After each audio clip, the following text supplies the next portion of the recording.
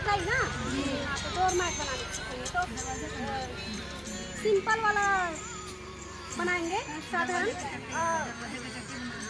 इसको सब तरफ से बराबर काटेंगे, चारकोन मतलब वर्गाकार काटेंगे।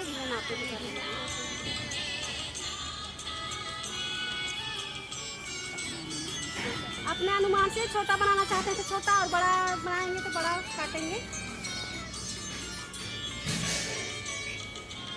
ऐसे।